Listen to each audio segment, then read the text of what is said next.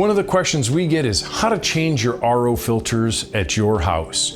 With the Kinetico K5 and the A200, it is a T-mount filter. It's very easy to change. You're going to want to turn the valve off so that the valve looks similar to this. You're going to open up the case, take the cover off, and you're going to be able to turn the filters clockwise and take them straight out.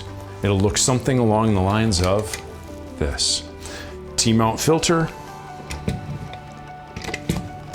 into the unit, twist and lock it in. Simple, easy. When you've changed your filters and you turn the valves back on, make sure that you turn it on very slowly, just about a quarter of a turn.